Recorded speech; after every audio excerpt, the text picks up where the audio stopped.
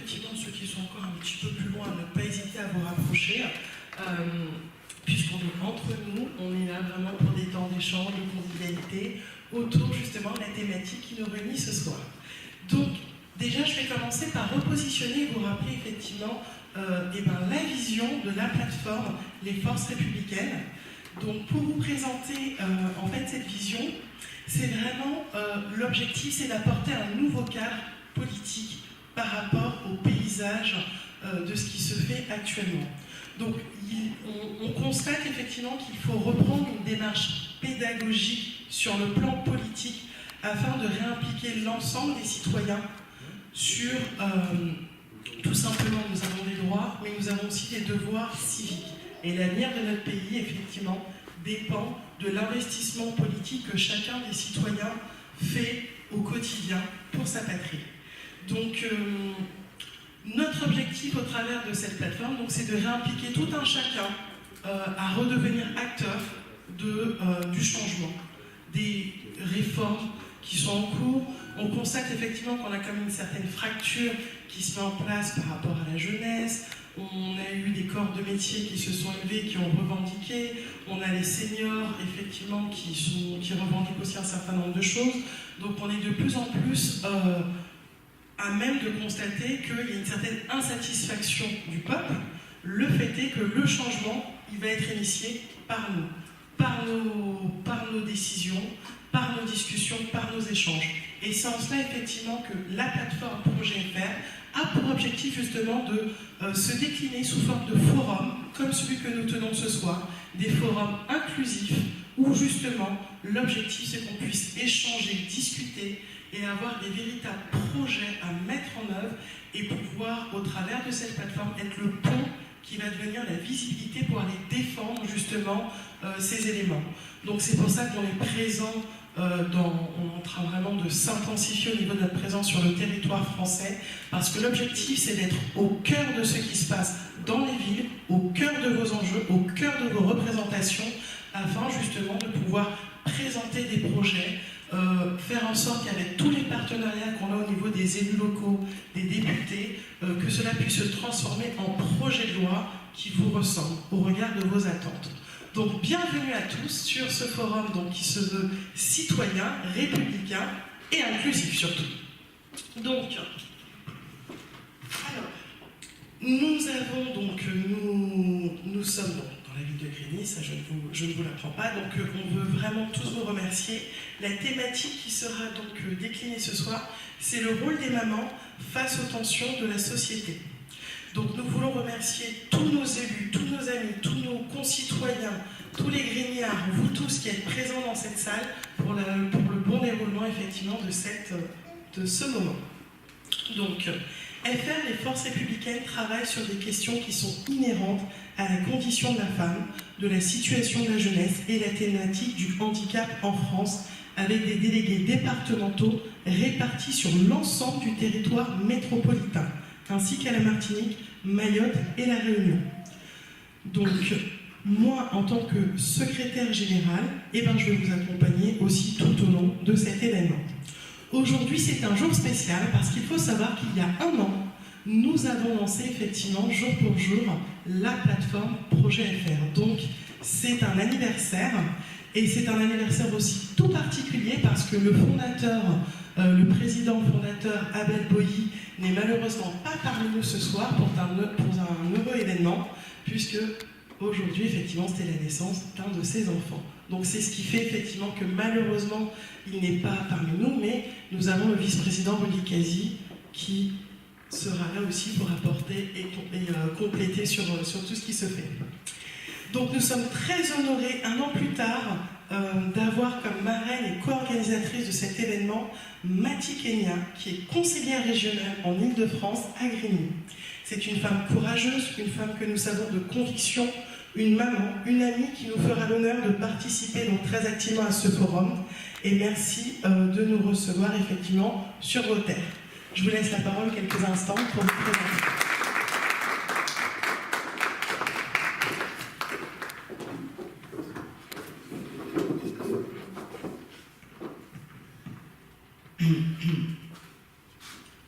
Déjà, merci beaucoup à tout le monde, tous ceux qui se sont déplacés pour venir pour l'événement.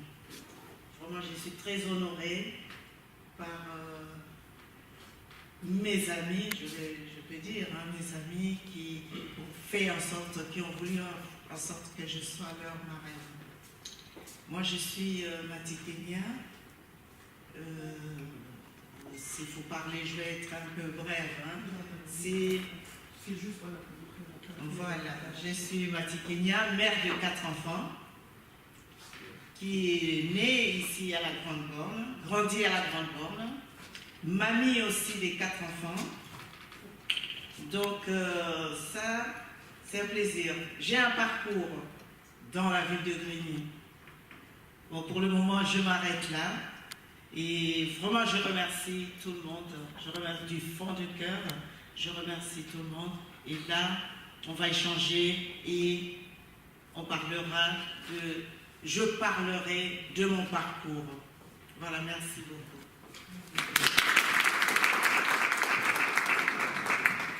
Merci à vous.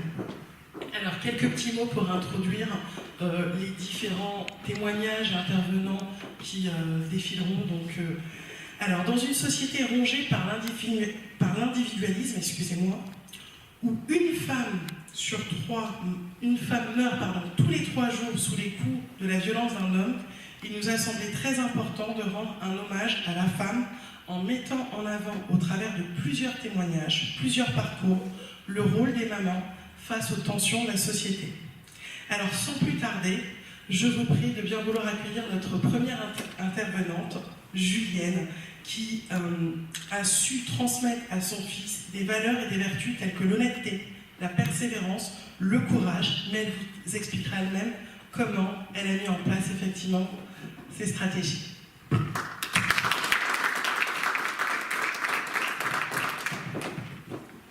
Bonsoir à tous et à toutes. Je suis très heureuse en fait d'être devant vous. C'est un honneur particulier que me donne la plateforme des forces républicaines de pouvoir apporter un bout de mon parcours, parce que si je ramène tout mon témoignage, il va me falloir beaucoup de temps. Donc je me présente, je suis Julienne, j'ai 39 ans et je suis coordonnatrice événementielle.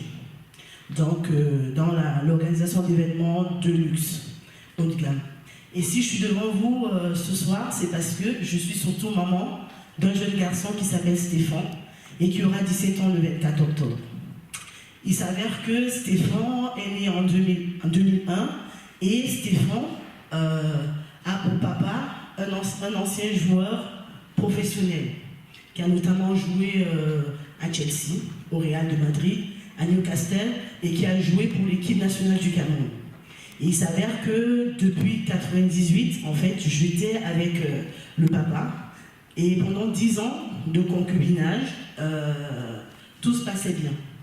Jusqu'en début 1998 où il s'est avéré qu'il avait une double vie, qu'il avait une deuxième famille, parce que j'ai appris par le biais de mon fils qu'il était papa de jumeaux et je l'ai appris par hasard, parce que mon fils était en vacances et il est rentré et il me l'a dit. Donc c'était la décadence dès juillet 2018 et cela a été très difficile jusqu'en dès juillet 2008 et ça a été difficile jusqu'en juillet 2009 où nous avons dû nous séparer. Et la séparation a été très violente vu qu'en septembre, l'appartement qu'il avait acheté pour que son fils puisse avoir des bonnes conditions de vie à Levallois, il nous a mis à la porte. Du jour au lendemain, on était en pleine rentrée scolaire. Donc je me suis retrouvée avec un enfant de 8 ans, une maman toute seule et surtout, je venais de commencer une situation professionnelle parce que je venais de terminer mes études d'école de commerce et j'avais eu mon diplôme et j'avais lancé une entreprise de reconversion des sportifs de haut niveau dont il était la tête de gondole. Donc quand on se retrouve comme ça du jour au lendemain avec un enfant de 8 ans qui se retrouve sans papa du jour au lendemain, parce qu'il faut savoir que quand on s'est retrouvé à la rue, il était là, le petit, quand son papa a fermé la porte sur lui. Donc du coup c'était très compliqué parce que à cet instant-là, vous avez beaucoup de questions. Vous posez des questions, vous vous dites est-ce que c'est moi qui ai mal fait les choses? Vous vivez de la culpabilité parce que vous dites que vous avez fait des mauvais choix. Parce qu'il faut savoir que j'étais avec lui depuis que j'avais l'âge de 15 ans. Et à mes 30 ans, je me retrouve à la rue, avec un enfant à élever, et surtout en pleine rentrée scolaire où, ne sachant pas où poser la tête, bien heureusement j'ai eu des amis qui nous ont recueillis, mais ça a été très difficile, parce que mon fils ne comprenait pas, il se sentait rejeté, et donc j'ai fait face à un choix.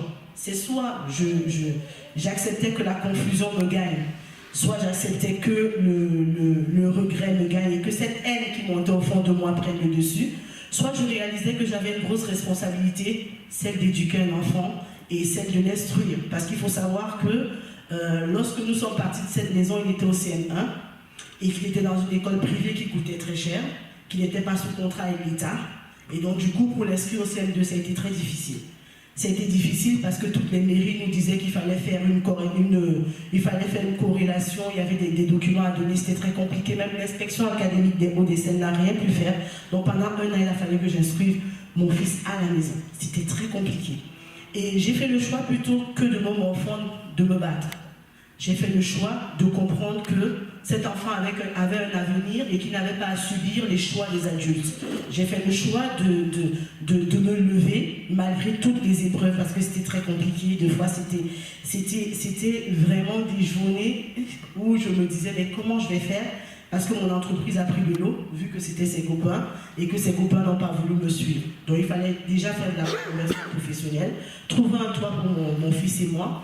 Et ce qui s'est passé, c'est que j'ai dit, ok, la société m'a donné des atouts, j'ai été à l'école, j'ai été instruite, donc je vais me battre. Je vais me battre pour que cet enfant, demain, ne regrette pas. Et le choix que j'ai fait, c'était de ne pas lui donner de subir tout ce que moi j'avais subi.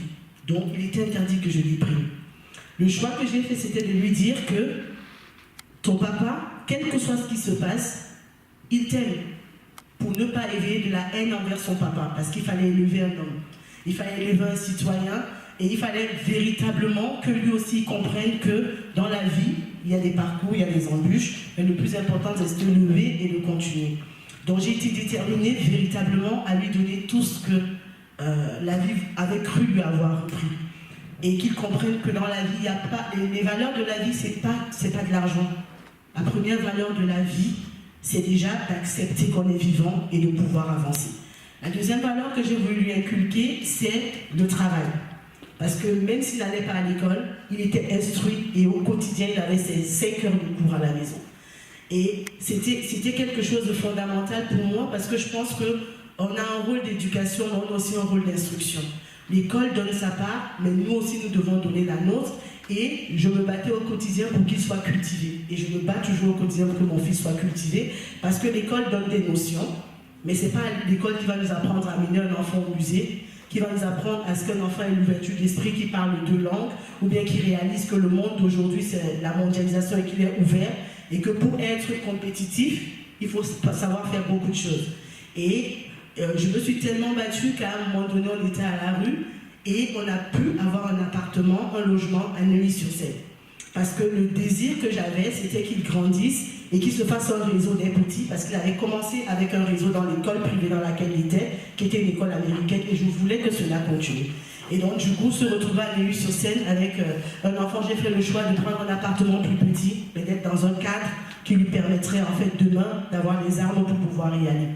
Et aujourd'hui, je peux être fière de cet enfant parce que il est en première STNG, il a choisi de faire la première STNG. J'ai pu, par toutes les batailles que j'ai eu à livrer, lui permettre d'être dans une école privée toujours, qui est le cours Admer, qui est une école privée depuis 1885, et où il y a des grands qui sont passés par là, notamment Jacques Chirac.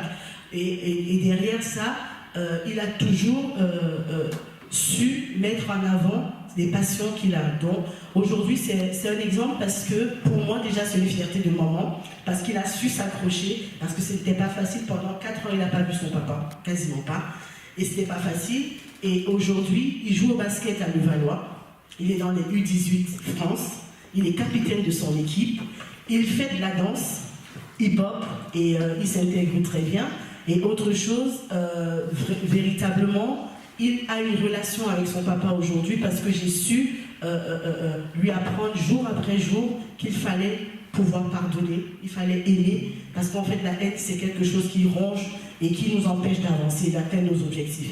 Et si j'ai un conseil à donner aux mamans qui peuvent se retrouver seules, quelles que soient les raisons, ça peut être un divorce, ça peut être un abandon, ça peut être tout simplement un décès, parce que ça arrive aussi, ça peut même être parce que le papa n'a pas pris ses responsabilités, c'est juste d'avoir une vision pour vos enfants. Dans l'éducation de vos enfants, ayez une vision. La vision permet, lorsqu'on tombe, de se relever et d'atteindre ses objectifs. La vision permet de ne jamais abandonner, de ne pas se résigner. Et les maîtres mots, c'est avoir confiance en soi, s'aimer soi-même et savoir que lorsqu'on transmet à la génération qui vient après nous, en fait, on transmet la continuité de ce que le monde attend de nous. Donc, que chacune soit fortifiée dans les combats, parce que je sais que nous sommes nombreux ici, mais chacun et chacune a son combat, et que l'éducation d'un enfant reste l'avenir du monde de demain. Merci beaucoup.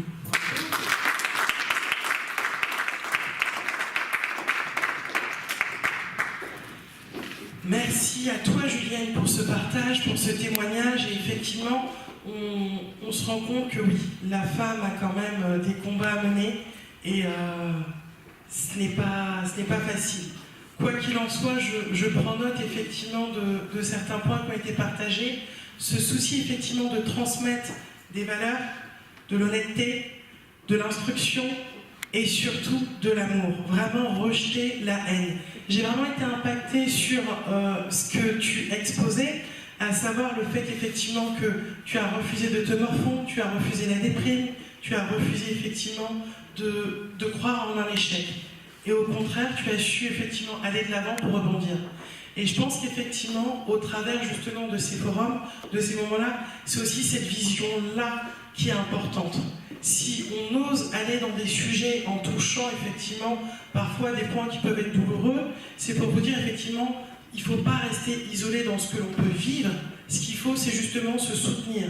Donc il y a quelque chose qui démarre ce soir, au travers effectivement de Mathie. Ça pourra du coup se poursuivre et on pourra revenir avoir d'autres forums. Vous pourrez effectivement vous-même impliquer d'autres personnes. Parce que l'objectif, c'est vraiment que voilà, on sache aller de l'avant. Donc merci pour ce témoignage.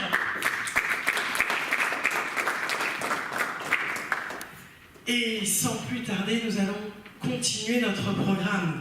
Donc nous continuons avec deux femmes, et j'ai envie de dire deux ladies. Elles ne se contentent pas de parler, mais elles savent agir concrètement, notamment à Paris, dans le 19e arrondissement, où, à la suite du décès d'un jeune suite à un risque entre des bandes, le drame de trop, elles ont organisé une marche des mamans dans Paris. Leurs actions sont réelles et concrètes, mais je vais les laisser elles-mêmes présenter à vous. Merci de bien vouloir accueillir mesdames Cathy et Isabelle de l'action Action Réelle.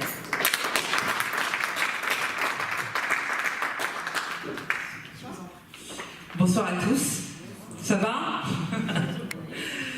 Alors moi je me présente, je m'appelle Cathy, donc vous avez Isabelle à côté de moi. Je me présente très rapidement donc, notre association, donc elle a été créée en février 2017. Comme elle a si bien expliqué, c'était suite au RIX. Donc il y a eu dans le 19e deux décès en moins d'un an. Et donc en fait comment ça s'est passé, c'est que donc il y a eu le premier décès, ensuite quelques mois après il y a eu le deuxième décès, et c'est vraiment dans le quartier où je vis. Et quand il y a eu le deuxième décès, moi j'étais en train de faire mes courses et quand je faisais mes courses, je me suis dit mais je comprends pas, je suis en train de vivre normalement, il y a eu deux décès et moi je suis là, normalement en train de faire mes courses comme si c'était quelque chose de normal.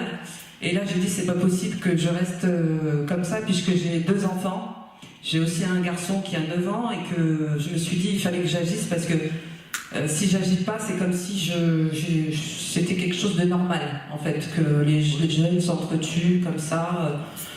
Donc j'ai téléphoné à une amie à moi et je lui ai dit écoute, il faut qu'on fasse quelque chose parce que là, il faut que ça cesse.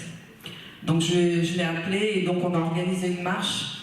On a mobilisé tout l'arrondissement, pas que notre quartier, on a mobilisé toutes les mamans parce qu'on s'est dit que c'était vraiment À un moment donné, il fallait que, en tant que maman, il fallait qu'on essaye de sauver nos enfants. Donc il y a eu à peu près plus de 300 personnes à cette marche. On a mobilisé les élus de notre arrondissement. On a mobilisé vraiment, on s'est très bien organisé. Dans chaque arrondissement, dans chaque quartier du 19e, chacun avait son rôle de mobilisation. Et donc c'est pour ça que on a créé cette marche et qu'ensuite, après cette marche, on avait envie de continuer. Aujourd'hui, on a créé l'association Action Réelle. Donc Action Réelle. Et c'est vrai que c'est une association de mamans de l'arrondissement. Et aujourd'hui, on est en train de mettre en place des programmes pour lutter contre les risques, contre les violences, parce que ça c'est vraiment quelque chose, c'est un fléau, ça commence à devenir très grave et on a peur pour nos enfants, donc on essaye de trouver des solutions pour réduire les risques et essayer de comprendre. Donc on a fait des études de territoire, essayer de comprendre pourquoi il y avait ces risques. Mais après, je sais pas comment on va en débattre. Peut-être je pourrais vous donner quelques chiffres. Mais en tout cas, voilà. Aujourd'hui, on est à peu près une dizaine, voire une quinzaine de mamans dans l'association et on est en train de s'organiser pour travailler là-dessus. Voilà. En fait, notre but on a été dans les collèges. On a fait une exposition. Suite à cette marche, nous avons fait un film de la marche et nous avons été dans un collège, au 19e, où les rixes ont commencé à se faire entre les jeunes pour leur faire comprendre qu'on commence dans un quartier, on est dans un arrondissement, mais après on dépend d'une ville, après on dépend d'un pays, après on dépend du monde. Et on est tous enfants du peuple, voilà, quelle que soit la chose. Et en fait, nous les mamans, c'est vrai que notre travail est de commencer, alors c'est vrai que ce sont des jeunes, ados, qui ont été un petit peu perdus, et leur faire comprendre qu'ils sont tous du même quartier et que c'est pas parce que ils sont dans telle zone, comme qui dirait de la Grande Borne ou du côté de la mairie, parce que la mairie est un peu plus loin de Grigny, donc ils sont tous de Grigny. Et en fait, dans le 19e, les enfants ils se tuent entre eux parce qu'ils sont d'un quartier ou d'un autre. Et c'est ça qu'on voulait leur faire comprendre. Donc on rentre dans les collèges, nous avons fait notre exposition au mois d'avril de cette année et ça fait boule de neige. Et aujourd'hui, on va le faire dans tous les collèges du 19e.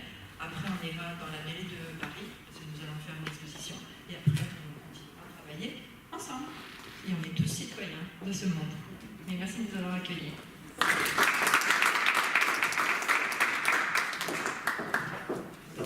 Merci à vous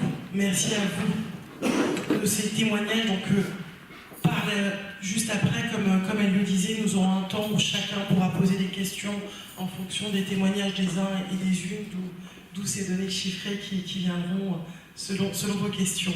Vraiment, je suis vraiment heureuse de voir effectivement cette diversité de témoignages parce que là, qu'est-ce qui ressort?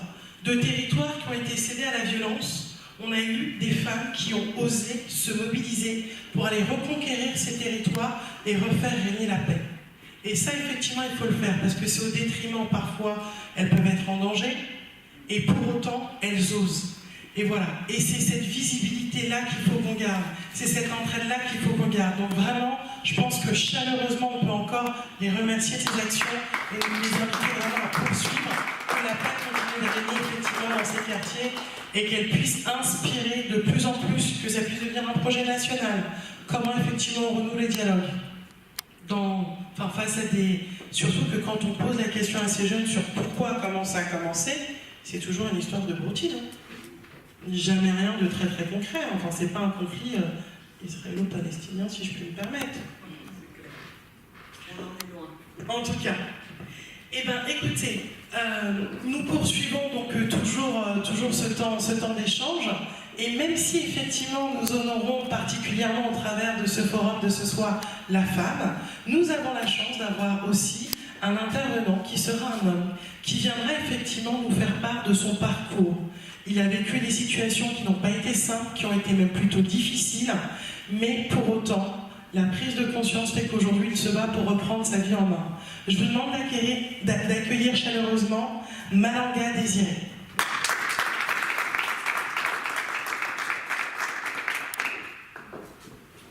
Bonsoir. J'étais à la maison tranquillement et j'ai oublié qu'aujourd'hui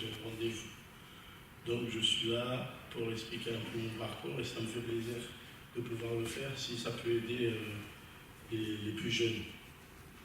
Donc moi je suis issu de la ville de Grigny 2, parce qu'ici c'est à Grande-Borne. Et étant plus jeune, on a fait beaucoup de conneries. Après on va pas rentrer dans les faits, c'est pas important, mais on a fait énormément de conneries. Et j'ai payé pour ces conneries. Peut-être que j'avais pas fait cette affaire-là, mais j'ai payé peut-être aussi pour les autres affaires que j'ai pu faire auparavant et qu'on ne m'a pas attrapé. Bon, comme on dit dans la religion, un mal pour un bien. Donc des fois, aujourd'hui, je sais que ça va nettement mieux. Si je vous dis que j'ai fait 10 ans de prison, on ne dirait pas. J'ai fait 10 ans de prison et 5 ans de QD, ça veut dire cachot. C'est-à-dire quand tu n'écoutes pas, on te punit et on te rajoute et encore et encore. Donc c'est pour ça que j'ai pris 10 ans, j'ai fait 10 ans, mais je n'avais pas pris 10 ans à la base.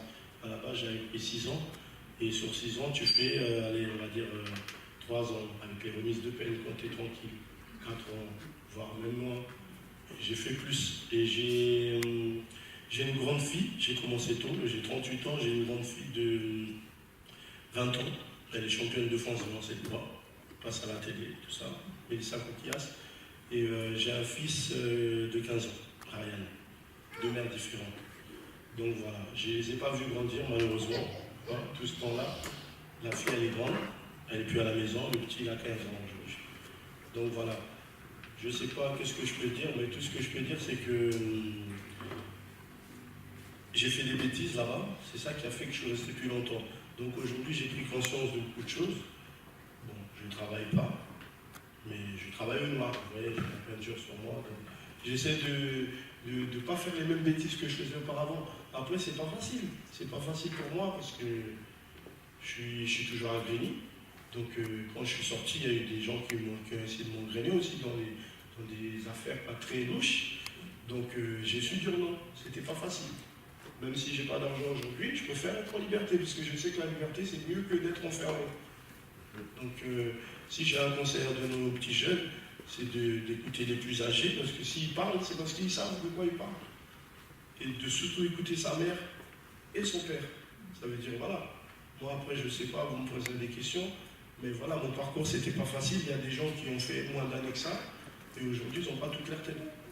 Bon, moi, je ne dis pas que j'ai toute ma tête, des fois, je suis impulsif, je m'énerve vite. D'ailleurs, j'ai perdu énormément d'amis par rapport à mon comportement. Je suis toujours célibataire à 38 ans. Et c'est pas des copines qui manquent. Tous les jours, je suis avec des copines là, il y a des copines chez moi. Mais c'est pas ça. Je suis malheureux parce que tous les jours, je me lève, je suis tout seul le matin. C'est peut-être dû à mon comportement parce que c'est pas des copines qui manquent. Donc, encore une fois, il faut se remettre en question. Mais c'est pas facile. C'est pas facile. Bon, en tout cas, aujourd'hui, je ne dirais pas que j'ai perdu quelque chose, je dirais que j'ai gagné en échange parce que moi, je suis rentré dans l'islam. Après, les gens qui ne connaissent pas, ils ne vont pas comprendre. Mais ceux qui connaissent, le peu qui sont dans la salle, ils comprendront. Donc, alhamdoulilah, je me sens bien dans mon corps et Dieu merci. Donc voilà. Donc je ne sais pas quoi dire, mais je suis content d'être avec vous. Donc cette association, la dame qui m'a appelé, c'est comme ma mère. Dès qu'elle aura besoin de moi, je suis un peu en retard, mais je serai toujours là. Pour si je peux donner des conseils, je le ferai. C'est-à-dire, moi je vais parler en connaissance de cause, parce qu'il y a des gens qui vont parler par sagesse. Ils ne connaissent pas. Mais moi, ce que j'ai vécu, ça aurait pu me marquer autrement, mais aujourd'hui ça m'a marqué en bien, parce que j'aime bien aider mon prochain. J'ai beaucoup de contacts, ça fait que j'arrive à trouver des appartements, je mets un peu de peinture pour les gens, j'essaie d'aider les gens comme je peux. Des fois on m'appelle, ouais, il y a un souci. D'ailleurs tout à l'heure je me suis énervé contre 2 copines, parce qu'elles m'appellent que pour me dire, appelle l'autre, dis-lui ça. Je dis, mais je ne sers pas qu'à ça. Donc voilà, tout ça pour dire que les gens m'appellent beaucoup pour solliciter mes services. Moi-même, déjà, j'ai des démarches administratives à faire, j'arrive même pas à les faire. Mais j'aide toujours mon prochain, je suis toujours là pour aider mon prochain. Voilà. Il y a des gens qui me connaissent dans la salle, je ne dirais pas qui, ils savent que quand je peux, j'aide. Et voilà. Donc ce soir, je suis là pour aider et ma parole, j'espère qu'elle va peser dans la balance. Donc les 10 ans de prison que j'ai fait, j'aimerais que ça serve de leçon aux autres qui ne vont pas là-bas parce que c'est très difficile. C'est très difficile le mot, j'arriverai jamais à employer le mot, mais la prison c'est énorme, c'est vraiment difficile. Surtout qu'il faut de l'argent déjà, il faut énormément d'argent. Les familles apparemment elles souffrent plus que nous-mêmes qui étant là-bas parce que c'est eux qui subissent tout ça. hein, les moqueries, les mandats, il faut aller là-bas, attendre des heures et des heures, les surveillants qui te parlent mal, des fois même certaines familles, pour ceux qui sont déjà allés au parloir, reviennent la plupart du temps, pour 5 minutes de retard. Eux, ça les amuse, mais la famille qui est partie de je ne sais où, Marseille, je ne sais où, elle se fait recaler, c'est pas marrant. On appelle ça parloir fantôme. Donc tout ça pour dire que moi, c'était pas facile aussi pour pour avoir mes enfants, parce que je suis plus avec leur mère. Les familles congolaises ne tolèrent pas la prison. C'est pas comme d'autres familles qui est un peu plus la prochaine. Mais tout ça, c'est pour dire que c'était pas facile pour moi. Ouais. J'en étais malade de manger la gamelle, parce qu'il faut manger, il faut continuer là-bas. Donc si t'as pas d'argent, tu fais comment? La plupart du temps, j'étais puni, j'étais au cachot, donc on ne voulait pas me donner de travail. Donc pour manger, il fallait bien que je me nourrisse. Donc je mangeais ce qu'on me donnait. Et mon estomac ne supportait pas toujours ça.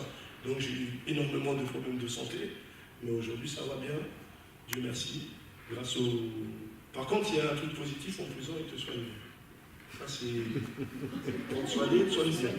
Attention, il faut savoir quel soin tu veux. Parce qu'eux, ils veulent que tu restes calme. Donc pour rester calme, ils sont prêts à donner ce que tu veux. Tu veux des médicaments? Tiens. Mais les médicaments, ils ont des effets secondaires. C'est-à-dire, il y en a, tu ne reviens pas. Tu pars, mais tu ne reviens pas avec les médicaments. Il y en a même, ils en sont morts. Tu vois? Donc voilà. Et il y en a aussi qui partent là-bas, il faut que je me souligne, qu'ils ne reviennent pas. D'une manière ou d'une autre. Là, dernièrement, j'ai fait un mois à Fleury encore, parce que quand tu as un gros dossier, tu vas à Fleury pour un plus ou un mois. Donc je suis allé à Fleury, et il y a eu un mort. Je ne sais pas si vous en avez entendu parler là. Mais j'étais dans cette promenade-là, et c'est pour 50 €. Le mec qui est mort, il devait sortir 4 jours après. Vous voyez? Et il y a un monsieur de type maghrébin. J'étais étonné parce qu'il me parle comme ça. Et il est parti faire je ne sais quel business avec le monsieur, et il voulait son argent. Donc là-bas, comme il y a eu énormément de business, maintenant on paye en PCS. On va au tabac, on demande une carte PCS, on donne. Et toi, t'envoies le code là-bas. Le mec, il n'avait pas les PCS, il s'est mangé 2 coups de porte, il est tombé, ils ont fait des nouveaux travaux. Il est tombé dans une espèce de... Il y avait un clou là sur une porte. Il en est mort 2-3 jours après. Triste nouvelle pour sa famille, il devait sortir en 4 jours. Pourquoi il est mort pour 50 €? Une vie qui vaut 50 €. Et je vous épargne le reste, parce qu'après, il y a l'administration aussi qui font des bavures. Vous voyez? C'est l'État, ils ont des droits, ils ont des quotas. Il faut des sorties, il faut des rentrées, il faut des permissions. Mais ça, c'est une conversation. Tout ça pour dire que je sors de loin, de très très loin. J'ai fait énormément de prisons parce que j'écoutais pas. Fleury, Châteaudun, Alençon, Annecy. J'ai fait un peu le tour de la France. On est juste pas allé me ramener où il y a Fofana, tous les terroristes, là, ceux qui s'est évadé. Donc je connais les grands bandits, Fofana, Killer, machin. J'en suis pas fier, mais c'est pour dire qu'on m'a mis dans un endroit où j'avais pas hier. Parce que moi je sortais souvent, tous les mois, en permission. Ils m'ont mis avec des perpètes. Perpètes, c'est des gens qui n'ont même pas de fin de peine. Donc je vous épargne le reste. Ça veut dire les mecs qui peuvent te tuer pour un plus ou un moins. Aujourd'hui, je suis là parce que j'ai fait beaucoup de sport, parce qu'il faut s'accrocher à quelque chose. Moi, je m'accroche au sport et à la religion. C'est ça qui fait que je suis devant vous aujourd'hui. Peut-être sans ça, et à la famille aussi. Ils n'étaient pas là tout le temps, mais ils étaient là. Donc voilà. C'est pour vous dire qu'il y a des gens qui peuvent faire un long parcours très difficile. Ils n'écoutaient pas, parce que si je suis resté là-bas, c'est que j'écoute personne, attention. Donc aujourd'hui, j'écoute. J'essaye de... Je ne suis pas parfait, mais j'écoute. Et je respecte toujours les plus âgés, parce que moi je suis né au pays, je ne suis pas né ici, je suis né à l'âge de 9 ans. Donc le respect, on connaît. Voilà. Donc je vous remercie beaucoup.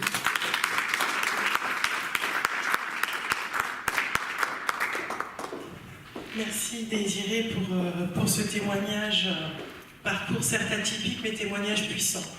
Et c'est aussi cette visibilité-là que la plateforme Projet FR veut donner. Parce qu'effectivement, souvent, on parle à nos enfants, je suis moi-même, j'ai été une enfant, même si je vis entre guillemets chez moi aujourd'hui, je revois les conseils que ma mère a pu me donner, et cette notion effectivement j'ai pas le sentiment que ce qu'elle dit est vrai. On a toujours ce besoin d'expérimenter.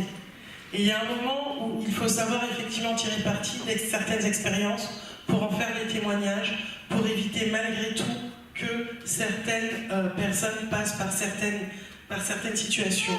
Parce que la parole d'une maman, la parole d'un aîné, la parole d'un proche ne peut pas avoir le même poids quand elle est donnée effectivement avec un vécu et une expérience. Je reste persuadée que le témoignage est une clé pour justement changer les mentalités, pour déclencher les prises de conscience. Donc c'est en cela effectivement que nous te remercions chaleureusement pour ce témoignage et espérons effectivement que tu seras aujourd'hui un instrument utile dans la ville de Grigny pour pouvoir justement partager tous ces travers qu'il faut éviter, puisque forcément ta voix sera bien plus entendue que d'autres. Merci à toi. Alors, nous allons accueillir notre dernière intervenante, et pas des moindres, puisque comme je vous disais dans sa présentation, c'est une amie, une partenaire de choix pour notre plateforme. Les Grignards et habitants de Grigny, pour ceux et celles qui ne le savent pas, la connaissent car elle est d'ici, toujours présente sur le terrain, reconnue pour son humanité, sa gentillesse, sa dévotion et son prochain. Exemplaire, elle est la marraine de cet événement. Je vous prie de bien vouloir accueillir Madame Mati Kenya, conseillère régionale Île-de-France. Elle va pouvoir plus longuement nous parler de son témoignage, de ses actions. Oh, c'est faut dire, il y a beaucoup à dire. Il y a beaucoup à dire. Oh, commencer par quoi? C'est vrai, je ne suis pas née ici en France. Je suis arrivée en France à l'âge de 20 ans. Et sans parents, je suis de mon mari. Avec le temps, j'ai essayé de m'intégrer parce que j'ai quitté chez moi. Moi, je viens de la République démocratique du Congo. Et je viens en France, c'est pas pareil. Donc, si tu veux être accepté, parce que il y a une parole qui a été sortie tout à l'heure, quand vous arrivez quelque part, il y a des droits, il y a des devoirs. Souvent, les gens oublient les devoirs. Ils voient toujours « j'ai droit ». Alors que les droits ne marchent pas seuls. Le droit, c'est avec le devoir. Donc, je suis arrivée. Dans mes bagages, j'avais amené mon diplôme d'État, qui est l'équivalent du bac ici. Je suis arrivée, j'ai trouvé les femmes qui étaient là. Ah, qu'est-ce que tu fais? Ah, je fais le ménage. Ah, je travaille. Parce qu'à l'époque, c'était que le ménage. Beaucoup de femmes, des mamans africaines, ah, je fais le ménage. Alors, je disais aux gens, j'ai dit, mais mon père, s'il apprend que je fais le ménage, ben, il va être fâché. Parce qu'il m'a envoyé à l'école. Je suis sortie de l'école avec un diplôme. Et pourquoi j'irais faire le ménage? Donc je dis, moi, je ne suis pas destinée à ça. Moi, je vais faire autre chose. Et quand je disais aux gens, moi, je ne ferai pas le ménage parce que j'ai un diplôme. Oh non, mais ici, c'est tout le monde fait pareil, alors tu dois faire pareil. J'ai dit, non, moi, je ne ferai pas pareil comme les autres. Et donc, ça a commencé comme ça. Et j'allais auprès des gens, j'échangeais avec les gens, j'écoutais les gens et j'ai commencé, j'ai travaillé mon premier travail, j'ai travaillé dans un centre pour les enfants qui avaient des problèmes dans les familles. Parce qu'à l'époque, il y avait ces genres de structures. De nos jours, ça se perd un petit peu. Et j'étais là à l'accueil. J'ai dit, oh là là, donc Dieu a écouté, a exaucé ma prière. Donc ça m'a donné goût de faire encore mieux. Et j'ai côtoyé, peut-être pour les croyants, j'ai côtoyé des gens, peut-être qui ont fait que je puisse suivre cette voie. Donc après, j'ai travaillé dans quoi? J'ai travaillé à l'hôpital, je suis allée faire une formation.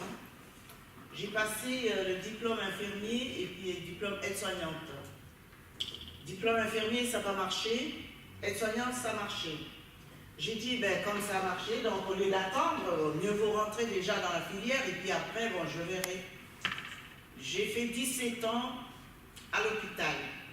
Et puis après, je commençais à voir que ça faisait trop, que de faire que le même travail, non, il fallait faire autre chose. J'ai essayé l'hôpital, je lui ai dit, mais ça m'a permis de comprendre qui est l'humain, de comprendre l'homme.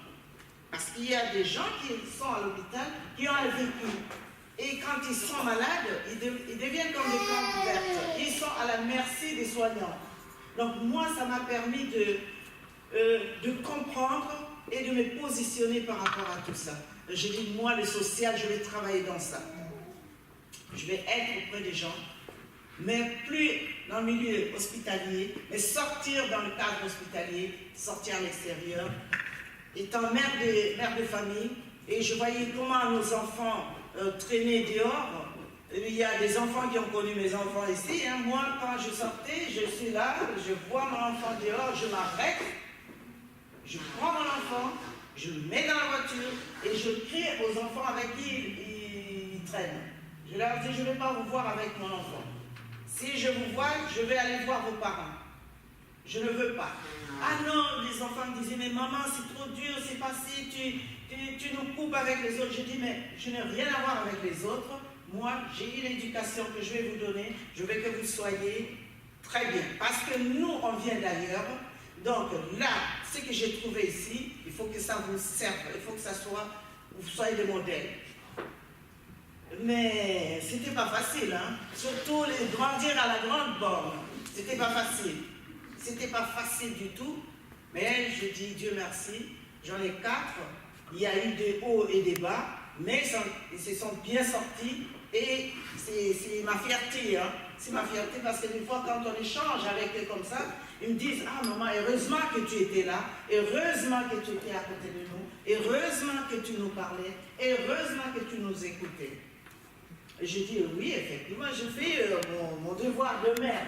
Mais je ne dois pas rester que mère. Je dois m'épanouir moi aussi. Étant donné que j'aime l'humain, je vais être avec les gens.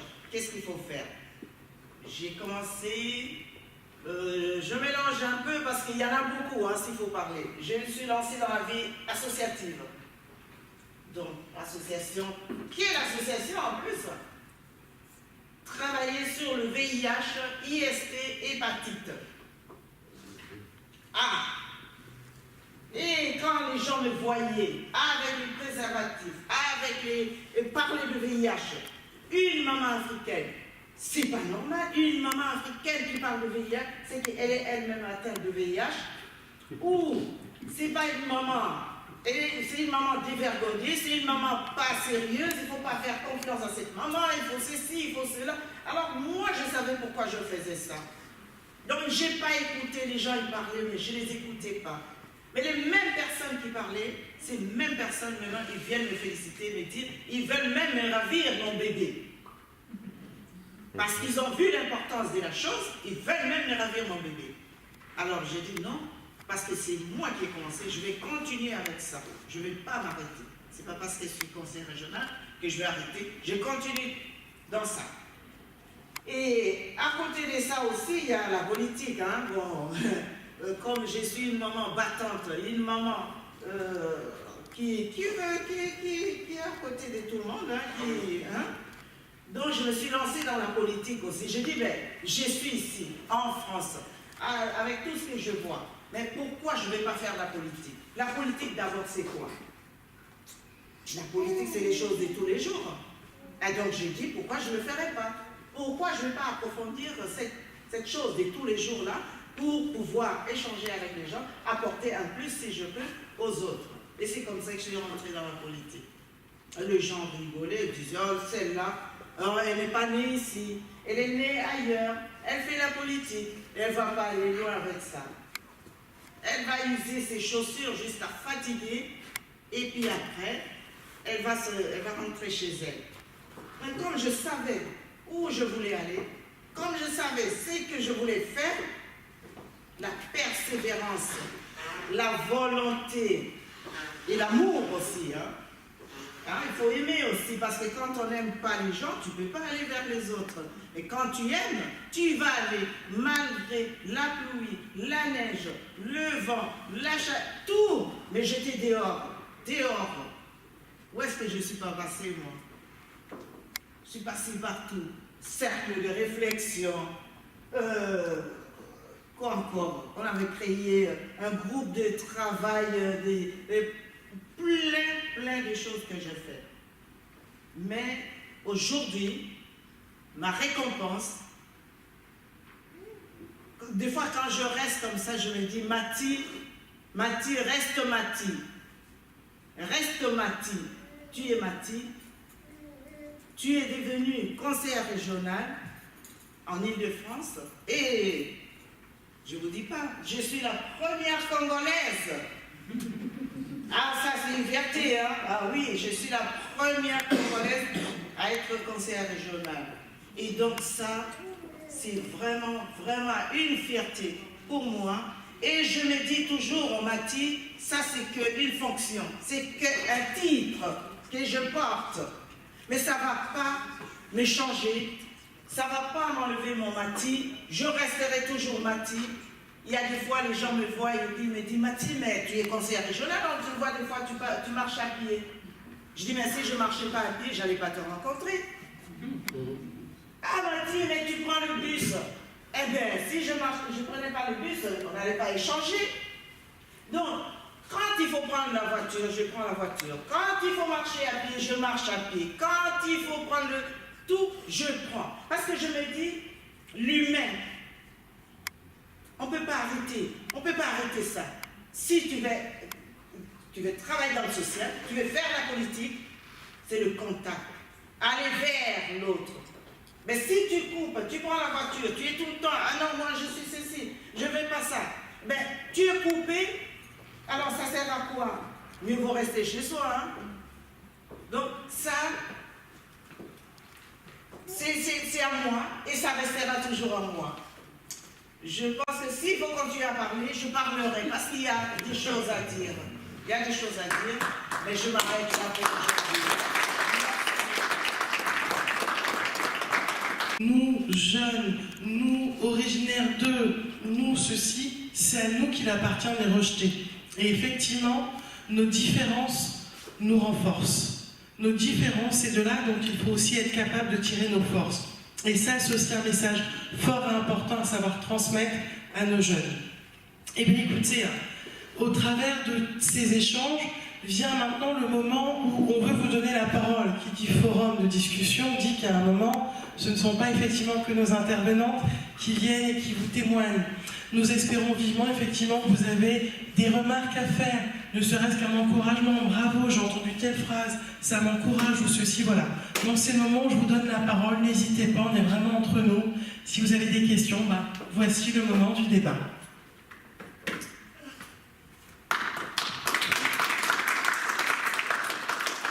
En vous passant le micro, je vais juste vous demander au moins de vous présenter, voilà, parfait, de vous présenter, de donner votre nom, et puis voilà, et puis après vous y allez.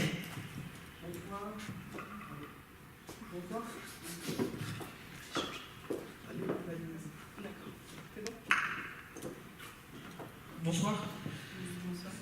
Je m'appelle Aya, j'ai 31 ans, j'habite sur la ville de Rémy depuis très longtemps. Quand moi j'entends tout ce qui a été dit aujourd'hui, il y a deux sentiments qui m'animent. Le premier, quand j'entends le parcours de Madame Juliette jusqu'à Désiré, je suis en colère parce que je me dis qu'effectivement c'est des parcours de vie qui sont compliqués, mais qu'a fait la politique, qu'a fait l'État pour les soutenir si ce n'était pas des ressources personnelles, des ressources propres? Je ne sais pas ce qui serait devenu ces personnes-là.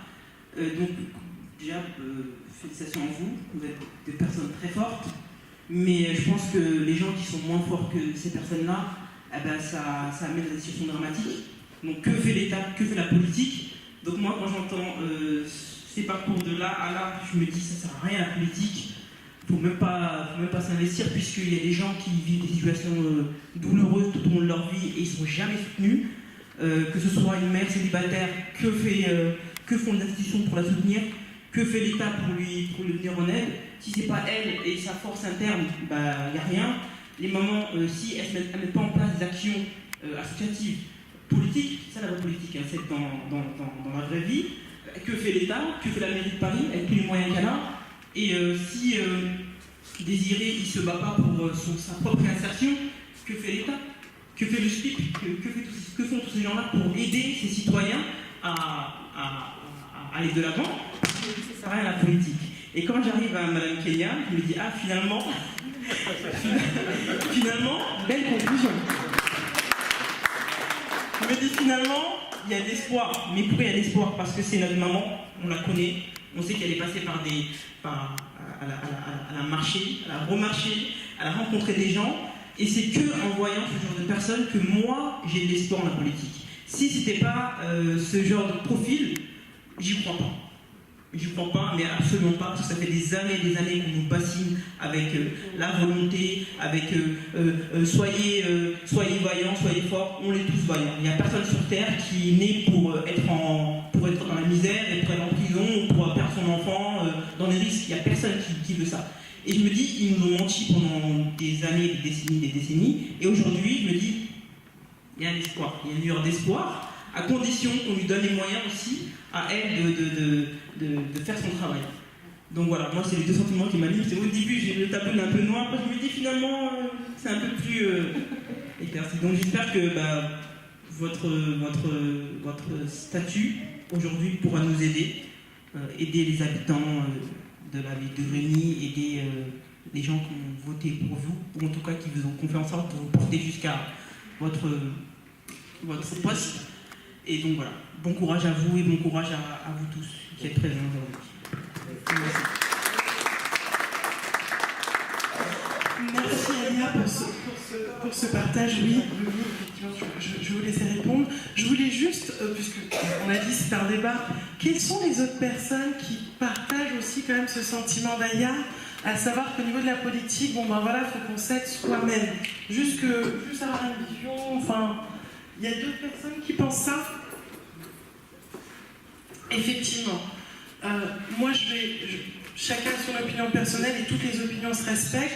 Mais par contre, la nuance sur laquelle, effectivement, je veux marquer l'attention, c'est que notre présence à tous ici signe un acte politique.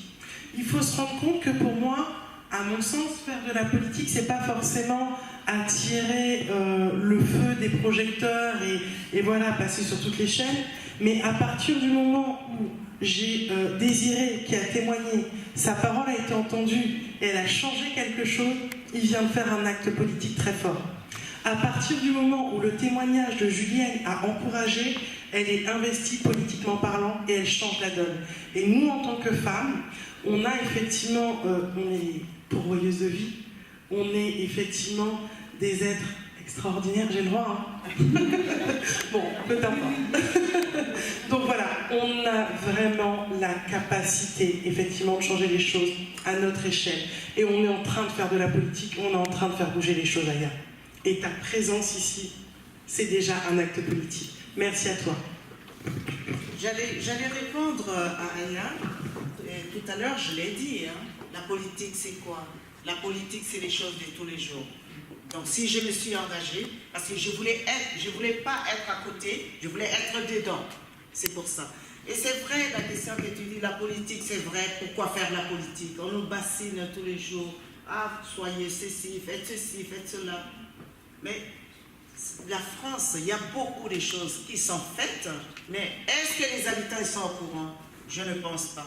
Parce que depuis que je suis à la région, depuis que je vois certains dossiers, certaines choses, je me dis, l'habitant qui est à la Grande Banque, qui est à Grigny, il n'est pas au courant. Et comment il va être au courant?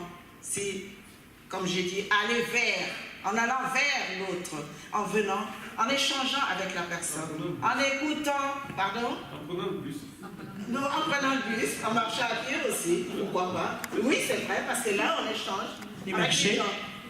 Mais c'est la vérité. Oui. Mais quand tu restes chez toi, là, regardez, c'est un thème qu'on a mis. Les mamans face à la violence, hein, aux tensions. Et combien de mamans sont sorties? Combien de mamans? Vous voyez? Ah, ça ne me concerne pas. Ce n'est pas moi. Tant que ce n'est pas arrivé devant ta porte, les gens disent, ah non, ça ne me concerne pas, ça ne me regarde pas, c'est pour l'autre. C'est pour les gens qui font la politique. Moi, je ne fais pas la politique, j'y vais pas. Or, la politique, c'est les choses de tous les jours. Et je le répète, et je le répéterai tous les jours. Donc, moi, je suis là, effectivement. J'avais amené même un livret de la région. Si tu veux, je vais te la passer, pour que tu puisses comprendre ce que la région fait. Et tu me diras, il y a beaucoup de choses qui sont écrites que tu n'es pas au courant. Et ce n'est pas normal. Donc moi j'ai dit, moi je suis femme de terrain, Je suis là tout le temps, donc c'est pour apporter, descendre ce qui est en haut et amener sur le terrain. Parce que la majorité des gens qui sont en haut, ils ne connaissent pas les réalités.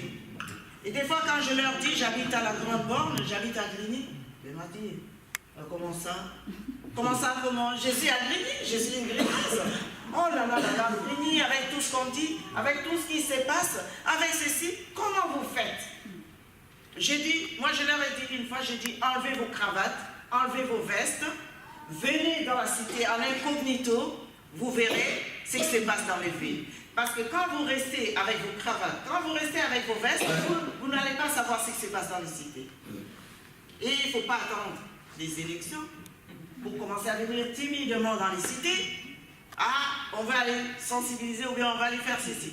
Non, ça ne marche pas. C'est du 1er janvier au 31 décembre qu'il faut être sur le terrain.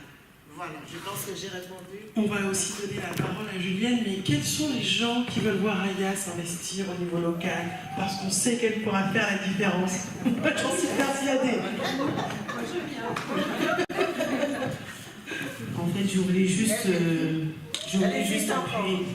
Je voulais juste appuyer. Viens avec nous alors.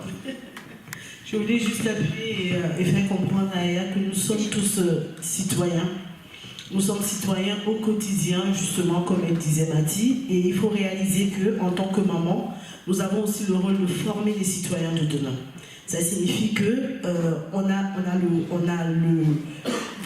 ce devoir de pouvoir dire aux jeunes que la politique, c'est pas la gauche, c'est pas la droite, c'est pas le Front National. La politique, c'est à régir la vie de la société au quotidien. Ça signifie que la vie de la cité incombe chacun de nous. Ça signifie aujourd'hui les gens se lèvent.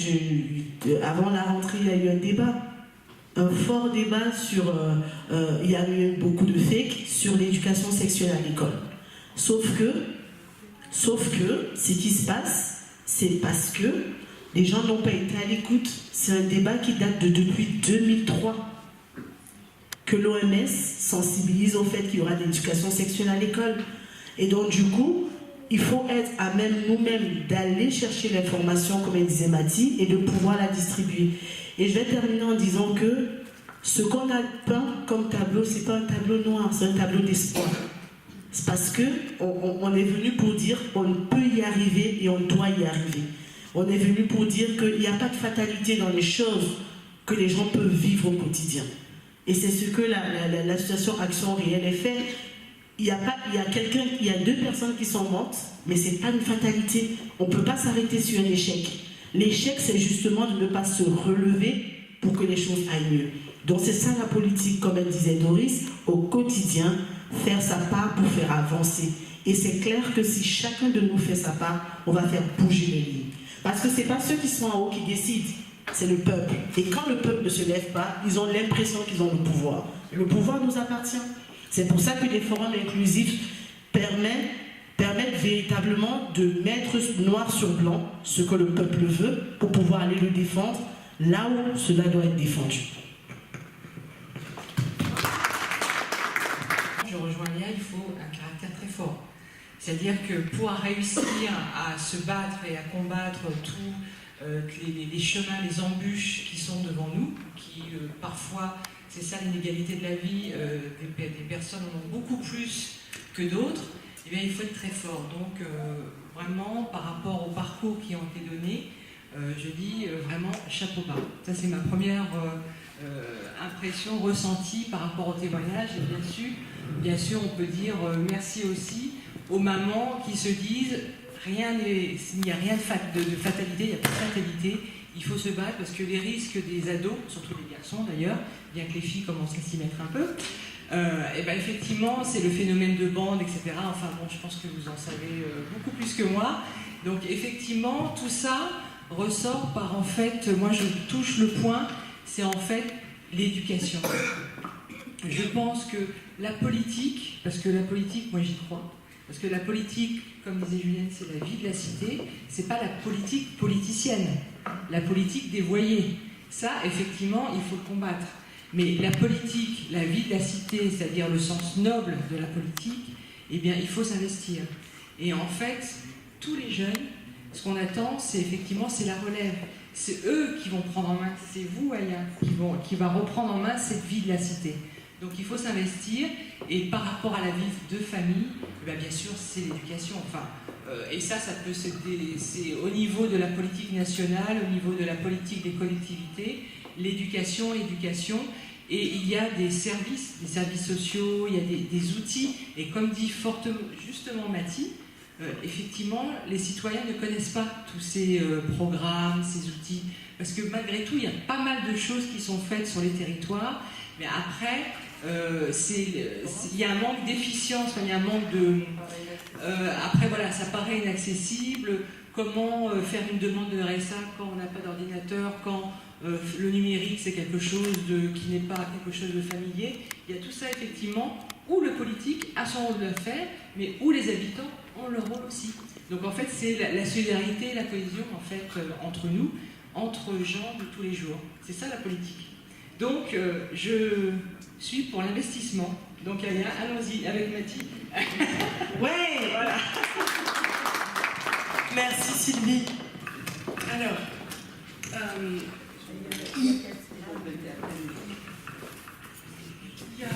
il paraît qu'il y a une vérité qui dit « Par manque de connaissances, un peuple peut périr ». Et je veux juste la décliner en vous mettant à l'esprit que l'information est aussi la clé qui permet effectivement que les choses peuvent bouger. Si un jeune sait qu'il peut s'inscrire à telle école par des voies où l'instruction, en tout cas, il ne va pas payer des 1000 et des 100 ou autres, donc prenons aussi conscience qu'on a un défi de l'information à relever. Non, moi, je voudrais revenir sur l'éducation, puisqu'on parlait d'éducation, et moi, je suis tout à fait d'accord avec vous, avec ce que vous dites, mais je voulais parler aussi du rôle des papas dans l'éducation, qui est pour moi très très important. Je ne vais pas vous assassiner, mais je vais quand même dire une réalité. Donc il faut savoir que les jeunes, les rixes, les violences, ça concerne 83% de garçons. D'accord? Donc c'est un chiffre énorme, ça c'est les chiffres de l'OMS. Et donc les décès, la violence, les rixes, les bagarres, tout ce qui concerne la violence, c'est surtout chez les garçons. Et moi j'ai interrogé, avec l'association, on a interrogé beaucoup de papas. Et c'est vrai que dans le 19e, donc il y a beaucoup de familles subsahariennes. Et quand on les interroge sur l'éducation, malheureusement ils sont absents. Malheureusement, ils sont absents, ils sont physiquement là, mais dans l'éducation, ils ne sont pas investis. Ils sont souvent ailleurs, ils vont souvent dans leur pays, ils reviennent, et ils laissent ce rôle-là à la maman qui est toute seule, et même un enfant, on ne le fait pas toute seule, messieurs. Un enfant, ça se fait à deux. Et non, mais voilà, un enfant, ça se fait à deux, et surtout pour les garçons. Un enfant, il va reproduire, on est leur modèle. Donc, un enfant, il observe. Il observe beaucoup son parent. Souvent, on va reprocher à son enfant, pourquoi tu fais ça? Mais en fait, il fait ça parce qu'il copie sur nous. En fait, en enfance, on est le miroir, on est vraiment leur exemple. Et le problème, c'est que les garçons, il leur manque cet exemple du père investi dans l'éducation. Il n'y a pas de dialogue, il y a un manque de dialogue. Et ça, c'est un constat qu'on a fait, il y a un énorme manque de dialogue avec l'enfant. Les familles monoparentales, il y a les familles monoparentales, mais il y a des familles où il y a le père est présent, mais il ne prend pas son rôle. Et ça, moi, c'est un message que j'ai envie de vraiment faire passer, parce que c'est très très important que les pères ils soient investis. Déjà parce que la maman, elle ne peut pas tout faire. Bon, vous voyez bien qu'on est très courageuse. Voilà, on a une force, parce que c'est vrai qu'on a peut-être, comme on donne la vie, alors je sais pas, on a peut-être un truc en plus. Pour nos enfants, on est comme des lionnes, pour nos enfants, on est vraiment, je pense qu'on peut soulever des montagnes, mais il y a le rôle du papa, pour moi, qui compte énormément. Malheureusement, pour les familles monoparentales, bon, il y aura toujours un manque, mais pour ceux qui sont en couple ou mariés, vraiment, les papas, investissez votre temps sur vos enfants. parce que c'est très important et déjà je pense que... Et ils vous observent, vos enfants vous observent et il y aurait moins de violence voilà, concernant les garçons. Il ne faut pas les laisser, les garçons, il faut vraiment leur montrer dans quelle direction aller, parce que c'est eux qui se retrouvent dans la rue, qui se retrouvent à... Excuse-moi Désiré, je ne sais pas si tu as eu ton papa, si tu as eu un papa présent dans l'éducation, mais voilà, enfin après tu parleras, mais en tout cas pour moi, voilà, c'est un constat qu'on a fait en tout cas dans le 19e, et ben, je pense que c'est valable pour tout le monde. Ben, monsieur, vous allez donner votre parole. Nous, c'est un constat qu'on a fait, hein. Donc vous me dites non, mais je veux bien entendre ce que vous avez à dire. Mais en tout cas, voilà, votre rôle, il est aussi là, il est très très important dans l'éducation des enfants. Merci Cathy.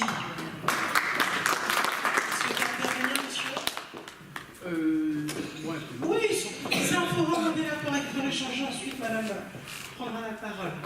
D'accord. Alors moi, je remercie déjà tout le monde. Et ce que je voulais souligner, il n'y a pas question seulement de dire bon, papa n'est pas là. Ça, c'est... Moi, personnellement, je suis tout le temps là. Voilà. Voilà. Et du coup, je suis un peu choqué.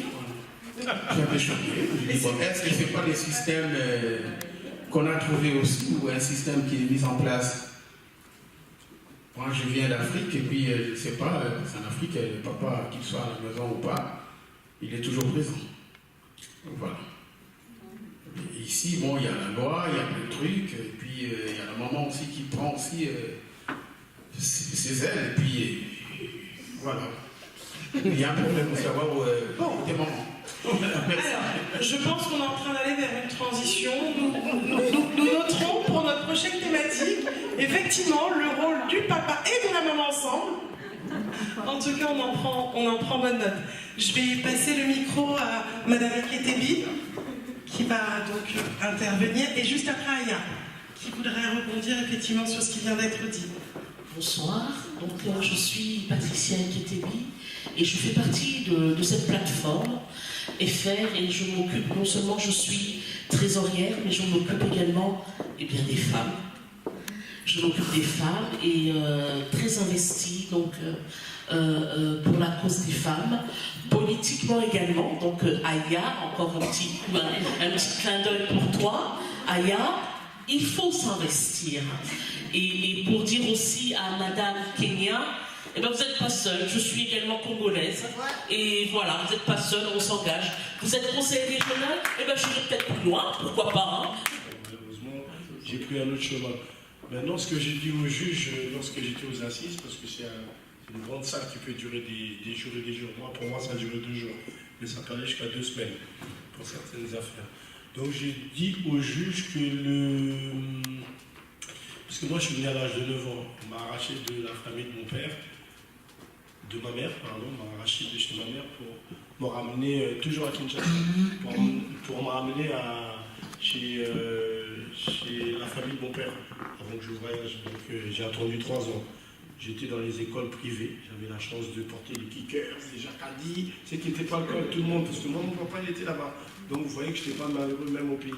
Mais maintenant, une fois que je suis venu à ici, peut-être que j'aurais été à Rissorangis, ça aurait été autrement. Peut-être que j'aurais été, je ne sais pas où, ça aurait été autrement. Donc j'ai dit au juge que l'absence, en fait, de ma mère, c'est l'absence maternelle. Tu vois, l'amour maternel que je cherchais chez mon père, je ne l'ai pas trouvé. Et c'est ça qui a marqué le début de mes exactions. En réunion, bien entendu, parce que tout seul, je ne suis pas méchant. Mais lorsqu'on est à plusieurs, quand il y en a un qui fait « Ah !» et tu ne suis pas le « Ah !» tu deviens le maillon faible. Donc c'était les effets de groupe d'avant, le Grigny d'avant et le Grigny de maintenant, parce que j'ai eu 6 ans de cavale, plus 10 ans de prison, donc ça fait 17 ans. 17 ans après, je suis revenu, ça a changé. Il n'y avait pas de maïcho, brochette avant ici. Il y avait des jeunes qui agressaient tout le monde dès que tu venais pas de Grigny. Non, mais c'était un autre monde. C'est-à-dire, moi j'ai vécu une époque et aujourd'hui c'est une autre époque. Vous voyez? Donc tout ça pour dire que c'est pas forcément les parents. C'est peut-être dehors aussi. Des fois on en... Fréquentation des mamans. Exactement, parce que moi j'étais super bien éduqué, hein, vous l'avez vu. Attention, hein. Mais après, quand je sortais dehors, Comment je me suis retrouvé dehors, un jour, j'ai fait je sais pas quelle connerie. Mon père m'a dit, tu vas aller au bled chez ta maman. J'ai sauté le premier étage. J'avais 16 ans. Aujourd'hui, j'en ai 38. Vous voyez, j'ai passé des squats, j'ai tout fait. Vous voyez, à 17 ans, j'étais à l'école ici à Jean-Villain, juste en face là. À 17 ans, un des deux, mais moi je vais parler du père parce que dans mon histoire professionnelle, ça a été très concret pour nous. C'est qu'on s'est rendu compte que je travaillais à la PJ, donc protection judiciaire jeunesse. Tous les garçons qui avaient des problèmes de justice, 80% des garçons dans leur parcours avaient le père absent. C'est pas forcément une absence volontaire, hein. Ça peut être un décès, ça peut être un divorce, ça peut être un déménagement, et ça peut être un abandon de poste tout simplement. Mais 80% des cas, ils avaient leur père absent. Donc à un moment donné, c'est les faits qui parlent, c'est pas juste des idées, c'est les faits. Non, le père n'est pas là, ça a des conséquences sur l'enfant. Après, je ne suis pas psychanalyste ou quoi, il y a peut-être des données qui nous échappent, mais c'est un fait. Donc c'est vrai que la présence du père, c'est très important. Ensuite, dans l'éducation, comme l'a dit Désiré, il y a plusieurs facteurs. On peut avoir 2 parents qui éduquent les enfants de la même manière, et dans les 5 enfants, dans les 4 enfants, il y en a un qui va faire un choix différent. Est-ce qu'on peut dire que c'est la faute de l'éducation? Je ne pense pas. Je pense que, et c'est là où je reviens sur le fait que l'État, les politiques de l'État local ont à ce moment-là peut-être une responsabilité. Quand un enfant il décroche au collège et qu'il est au collège, c'est forcément, à un moment donné, si le parent n'a pas vu, c'est à l'école de faire son rôle. Quand, je sais pas, un enfant il commence à déconner au centre social, le centre social, il doit pas signaler, mais en tout cas mettre en place des choses pour aider cet enfant-là.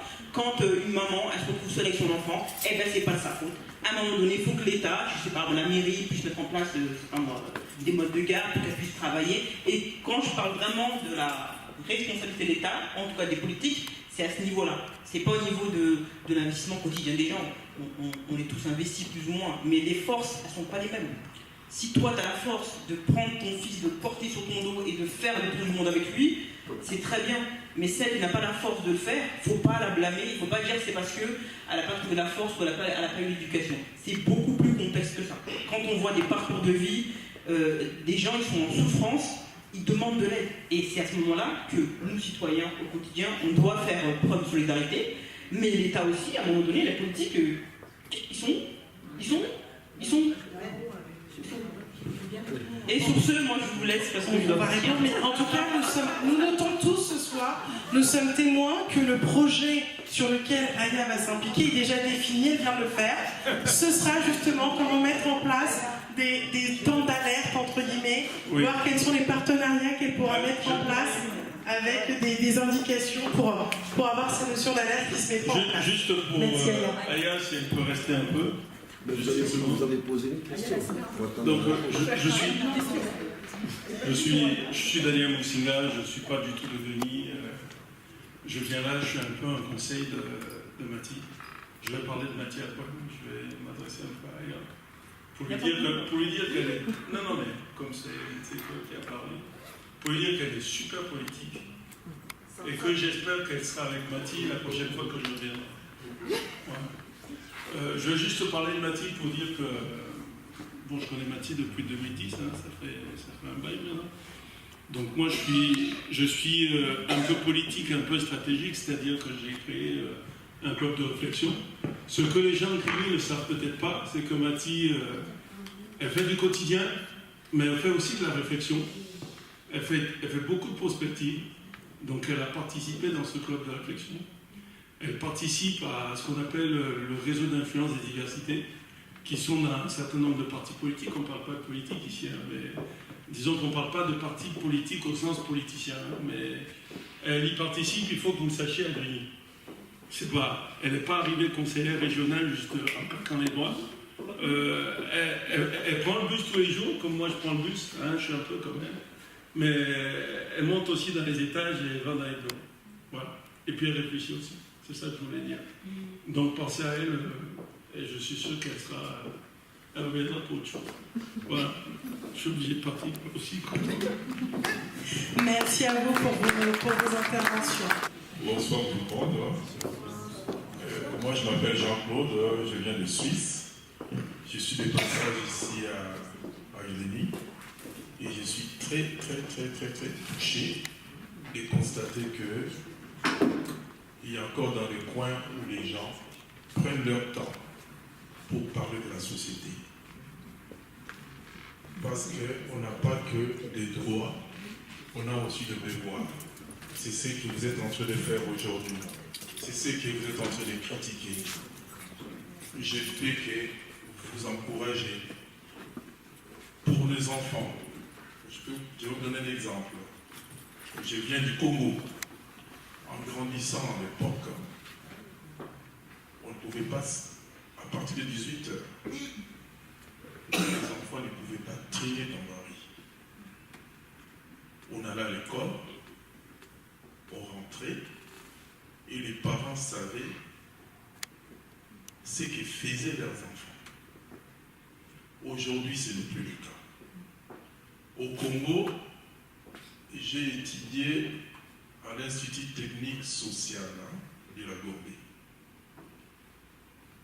Le travail de fin de titre, c'était les conséquences de la débauche. Parce qu'on faisait la différence entre la débauche et la prostitution. La débauche, c'était des jeunes, des adolescents. Parce qu'on ne pouvait pas interdire aux adultes. Mais il y avait aussi un suivi, parce qu'à côté de l'hôpital général, il y avait une place où les femmes pouvaient aller pour les contrôles. Mais ce n'est plus le cas au Congo. On ne peut pas dire que c'est l'État qui a démissionné. C'est les parents, à un moment donné. Les parents, ils ont démissionné de leur devoir. Et vous, aujourd'hui, vous incitez les parents à se reprendre.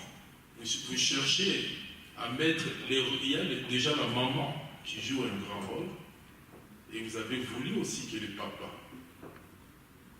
Mais le papa, il est toujours là. Vous avez parlé, j'ai entendu il y a des fois des familles divorcées, mais on peut divorcer, mais garder un lien pour éduquer ses enfants. Et ça, c'est... On ne demande que ça, je remets. Continuez. Donc, merci beaucoup. Peut-être le prochain. Merci pour votre intervention.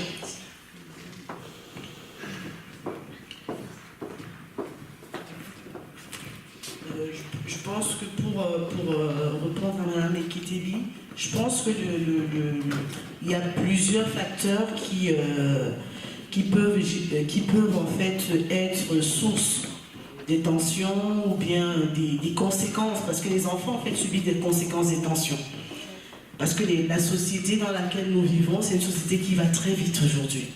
On est dans l'ère du fast-food, consommation à outrance, et les enfants subissent des tensions parce que généralement, comme Aya disait, des fois aussi l'État a démissionné dans certaines zones, dans certains quartiers. C'est vrai que les parents ont un rôle à jouer, le papa a un rôle à jouer, ça c'est clair, moi je peux le témoigner. C'est difficile d'être une maman seule et essayer en fait, surtout quand on a un garçon, de lui faire comprendre ce que c'est que la responsabilité d'un homme.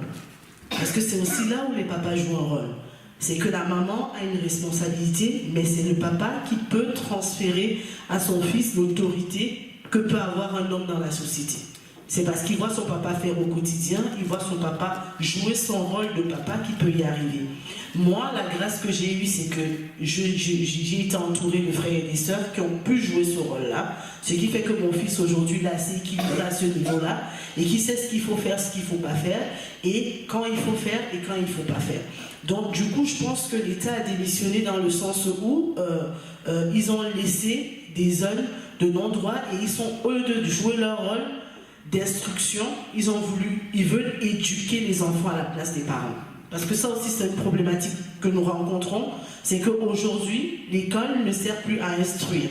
Donner à l'enfant la capacité de pouvoir savoir compter, savoir lire, connaître quelles sont les opportunités que la société peut lui donner pour pouvoir, en fait, demain, avoir un tremplin pour son avenir, sa profession. Aujourd'hui, l'État veut nous dire comment nous devons éduquer nos enfants. Et c'est là où le bas blesse. C'est qu'une fois qu'ils leur ont dit ça à l'école, ils ne sont pas à la maison pour vivre les réalités. Parce que s'il y a 30 enfants dans une classe, il y a 30 réalités familiales. Et 2 fois 60 même, parce que la réalité, si c'est des familles monoparentales ou divorcées, la réalité de la maman n'est pas la réalité du papa. Et c'est là où les tensions viennent. C'est qu'aujourd'hui, l'État veut se substituer à l'éducateur, au lieu de rester le canal par lequel l'instruction vient. La deuxième chose, c'est que, comme on a dit, l'environnement, des fois, les familles ne choisissent pas l'environnement. Il y a des personnes qui, quand elles sont arrivées à Grigny n'était pas en état de siège. Quand ils sont arrivés, ils faisaient bon vivre. Il y a 40 ans, Grigny n'était pas en état de siège. Il faisait très bon vivre. Et puis, il y a eu l'époque dont nous a parlé Désiré. Et aujourd'hui, il y a eu une époque où je pense que c'est plus convivial et mieux géré. Donc, du coup, cet environnement-là, les zones d'influence font aussi que quand les parents n'ont pas de communication avec les enfants, à un moment donné, ils ne savent pas ce que les enfants font au quotidien. C'est ce clivage-là qu'on arrive à dénoter, c'est qu'on ne sait pas ce que nos enfants font. Et il faut que nous, parents, nous arrivions à comprendre le langage des jeunes, à installer une complicité avec nos enfants, parce que comme il a dit Désiré, c'est pour Ressel la première fois, mais l'enfant, quand il est arrivé, il a fait une bêtise. On l'a grondé, on l'a repris, mais on n'a pas su instaurer le dialogue pour déceler les causes qui ont fait qu'il se retrouve à Ressel pour pouvoir y pallier. Donc je pense que c'est toutes ces choses-là qui font cela. Et véritablement, chaque maman, chaque papa, chaque grand frère, chaque grande sœur, parce qu'eux aussi jouent leur rôle, il faut qu'on réalise que nous devons maîtriser l'environnement dans lequel nos enfants évoluent pour pouvoir les aider en fait à pouvoir devenir des bons citoyens demain. Merci beaucoup Julienne. On va laisser la réponse à Sylvie, puis on va vraiment conclure ce débat. Enfin, alors juste pour réagir par rapport à ce que vous dites, bon, globalement, bien sûr, je suis d'accord par rapport à l'environnement, etc. Par contre, j'ai un point d'accord et un point de désaccord. Le point d'accord, c'est effectivement la territorialité, dans le sens que, de par l'aménagement des territoires par les politiques, effectivement, des ghettos ont été en fait construits dans les années 60-70, enfin, tout le monde connaît l'histoire par rapport à tous ces cités qui ont été construites pour compenser le manque de logement, avec la crise économique, enfin bon, je ne refais pas toute l'histoire, mais du coup, ce sont devenus des ghettos. Donc effectivement, il y a eu des populations qui ont été en fait mises de côté, ostracisées dans ces ghettos. Ce qui donne des problématiques effectivement après de toute la délinquance, parce que une ville a une politique, bien sûr qu'il faut que les politiques les soient là, mais parfois il y a un effet masse. C'est ce qui se passe à Grigny, parce que moi je ne suis pas d'accord, ça ne va pas mieux à Grigny, c'est de pire en pire. Et donc en fait, alors, il y a une fraternité, il y a un côté convivial, mais il y a des gros problèmes sociaux, et je peux rebondir en disant que les populations les plus fragiles à Grigny, ce sont les familles monoparentales. C'est celles qui le font le plus appel aux services sociaux. Hein, les chiffres sont des chiffres, hein, et au niveau national, ça rejoint les chiffres nationaux. Donc voilà, donc mon point d'accord, c'est ça, c'est qu'effectivement, il y a eu une territorialité qui a fait qu'on a ghettoisé des populations par la crise économique, par l'immigration. Voilà. Et donc, à Grigny, les personnes demandent une mixité sociale. Et, quand moi, je regarde de ma fenêtre de Grigny 2 les cours d'école, les 99% sont des personnes de couleur. Et les parents, quand ils arrivent, quand je prends le train, etc., moi j'entends quand ils débarquent à la gare de Grigny, ils disent nous, on veut être intégrés, on ne veut pas rester dans le ghetto entre nous. Donc on réclame, les personnes, tout le monde réclame cette mixité sociale. Maintenant, donc ça c'est, voilà, donc vous avez tout à fait raison, il y a une faute des politiques qui s'est étalée sur à peu près 50 ans, 60 ans. Après, le point de désaccord que j'ai avec vous, enfin le petit, mais après on va échanger, c'est par rapport à l'éducation. En fait, je pense que l'éducation ne remplit plus son rôle, justement. c'est qu'il n'impose plus, et d'ailleurs il n'a pas à imposer, mais par contre il n'éduque pas. Il instruit aveuglement pour ceux qui suivent. Par contre, ceux qui ne suivent pas, ils sont laissés de côté. Donc, il y a un manque, justement. L'éducation nationale, pour moi, ne remplit plus son rôle. Et elle ne compense plus, justement, parfois, les failles, que certaines familles peuvent avoir, parce qu'une mère toute seule, effectivement, face à son fils de 15 ans, qui a le miroir du dehors, avec la bande de copains, parce que pour un garçon, il y a c'est psychologie, il y a l'effet de bande. Et donc, c'est compliqué pour une maman qui a 3, 4, 5 enfants, qui doit aller travailler le matin très tôt, revenir très tard le soir, etc., pour éduquer. Et l'éducation nationale n'est plus là. Donc, l'enfant vit dehors et s'échappe et a certaines mauvais anges, je dirais. Donc voilà, donc c'était le petit point de désaccord. Et d'accord. Moi, je vais terminer par une note en beauté. On a commencé en bien, je vais qu'on termine en bien. Moi, je dis l'éducation, c'est la base de tout.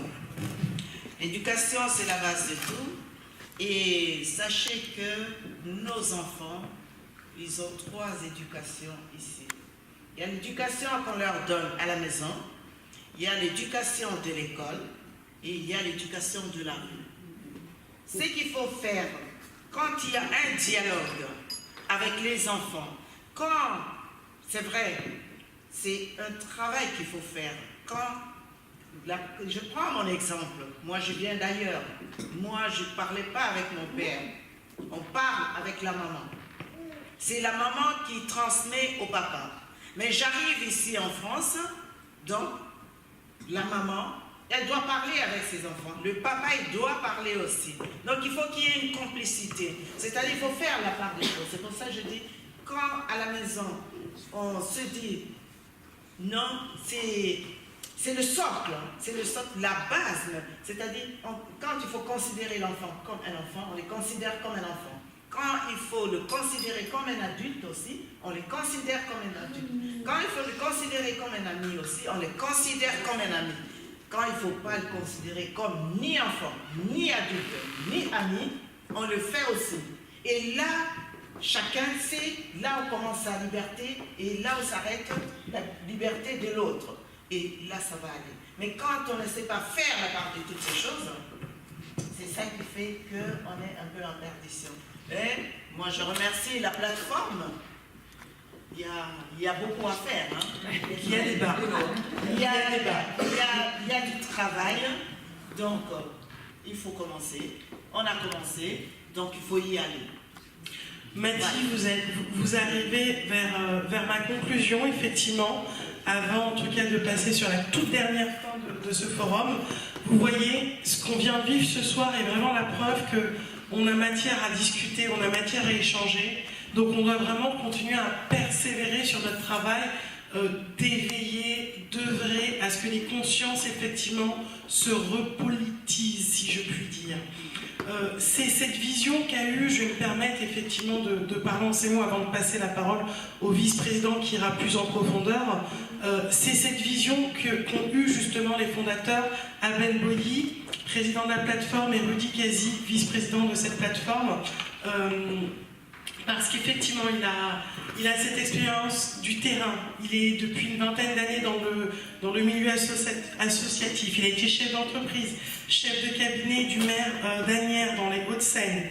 Il est également l'auteur de l'ouvrage, effectivement, la jeunesse des quartiers face aux défis du patriotisme et de la cohésion sociale. C'est un ouvrage qui est toujours disponible chez Site Publications pour une somme vraiment de 7 €. Et en fait, là, on trouvera justement l'essence même qui a donné naissance à ce projet, cette volonté de faire ensemble. On nous a tous parlé du vivre ensemble. Mais quelles sont les politiques qui se sont levées pour venir nous dire « faisons ensemble » ? Eh bien, c'est exactement en cela, effectivement, qu'on veut faire avancer les choses. Et l'objectif de cette plateforme, c'est qu'on ait des adhérents. On a des adhésions qui sont vraiment à 15 €.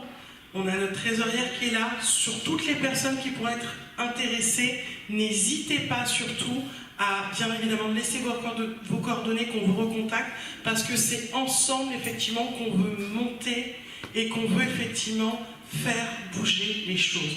Donc j'appelle maintenant Rudy Kazi, qui ira plus en profondeur sur cette vision.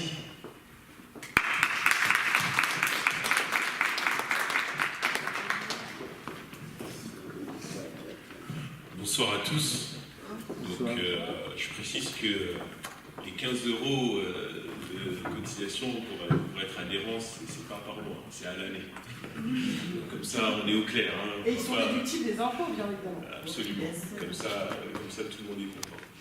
Donc, je me présente à nouveau. Donc, je suis Rudy Kazi, vice-président de la plateforme FR, les Forces Républicaines, plateforme apolitique, s'il en est, et le président de la plateforme Abel Boï, dont on a fait la présentation, donc c'était lui et pas moi, est absent ce soir pour cause, en fait, de cause personnelle. Effectivement, sa femme vient d'accoucher aujourd'hui, donc c'est un heureux événement. Comme un symbole, effectivement, elle est née le 21 septembre, ce qui symbolise effectivement donc, notre première année d'anniversaire sur le terrain. Et c'est aussi à l'issue effectivement de ce forum que l'on a souhaité aussi vous réunir. C'est déjà par rapport donc, au rôle des mamans face aux tensions de la société, mais aussi pour fêter donc, cette première année d'action de terrain. Donc merci pour votre présence à tous et à toutes. Les personnes viennent de loin, j'entends de Suisse. Merci à nos intervenantes et à notre intervenant pour ces témoignages très poignants et qui nous donnent une idée vraiment claire en fait de ce que vivent au quotidien une certaine frange en fait de la société, à savoir les mamans qui sont en fait une catégorie socio-professionnelle à part entière, si je puis ainsi dire. Parce que nous, en fait, notre association va s'attarder en fait sur les problématiques qui concernent donc la jeunesse, la condition de la femme et aussi des mamans, mais aussi la condition des personnes en situation de handicap. Parce qu'on a constaté que dans notre société, ce sont des populations qui vont cristalliser quand même pas mal de difficultés et pour lesquelles on trouve qu'il n'y a pas assez qui sont faits. Notamment par la femme, pour la femme, effectivement, l'actualité que nous suivons a quand même beaucoup bougé avec les affaires Weinstein et ça a mis un petit peu le pied à l'étrier sur certaines mesures qui permettent donc à la situation de la femme d'avancer. On n'y est pas encore, bon, après il faut aussi que les choses soient bien faites aussi, mais aussi la jeunesse pas seulement issue des quartiers comme Grigny, mais aussi la jeunesse aussi des zones rurales, et même d'une certaine manière aussi la jeunesse africaine qui, à un certain niveau, peut avoir des similitudes avec ce que vivent certains jeunes ici. Et les personnes en situation de handicap, parce que cela nous tient à cœur, beaucoup de choses sont encore à faire. Il y a des jeunes qui malheureusement ne sont pas là, mais qui auraient pu être là, notamment un qui vient de Longjumeau et qui a été frappé de sclérose en plaques il y a quelques années, et qui aurait pu ici nous apporter le témoignage de comment le regard peut changer lorsqu'on est une personne valide et que l'on devient handicapé du jour au lendemain. Il y a beaucoup aussi à faire et à œuvrer dans ce sens. Par rapport au thème de ce soir, je ne vais pas être long, je vais être assez court puisque tout a été dit. Je trouve que vraiment les interventions ont été vraiment de qualité. Je vous remercie tout à chacun et chacune pour la qualité de vos interventions et aussi celle du public. Mais effectivement, j'aimerais rappeler que effectivement, le thème, c'est le rôle des mamans face aux tensions de la société. Et la société dans laquelle nous vivons, effectivement, est empreinte de tensions. Elle est pressurisée de toutes parts. Et ces tensions ne sont pas uniquement celles que l'on peut constater dans la rue lorsqu'il y a une rixe entre deux gamins, mais rien que le fait, par exemple, d'être l'expression que l'on aime utiliser en ce moment, être assigné à résidence, par exemple, dans des quartiers un petit peu difficiles, le fait, par exemple, de ne pas avoir toujours les moyens de subvenir aux besoins de ses enfants, c'est une violence. C'est une tension. C'est une tension en soi. Et comment est-ce qu'on fait lorsque l'on a des enfants pour aider en fait ces enfants à échapper à ces tensions et à ces violences? Et on s'attarde effectivement sur le rôle des mamans parce que c'est un rôle primordial. Elles sont mères et donc ce qui est déterminé en tant que maman, c'est bien entendu le fait qu'elles aient des enfants.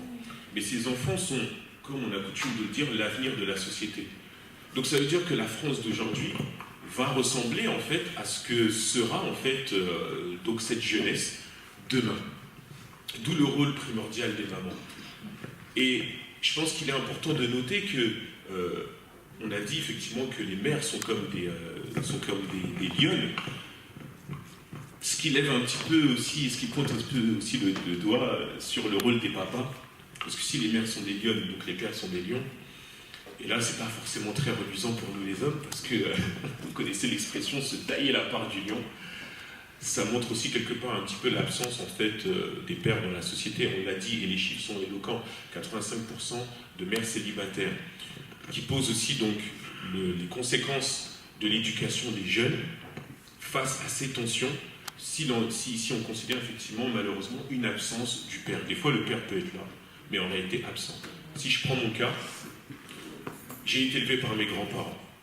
Mes parents se sont séparés très jeunes, à peine 1 an après leur mariage. Je me suis retrouvé à vivre avec mes grands-parents. Donc déjà, il y a un fossé générationnel.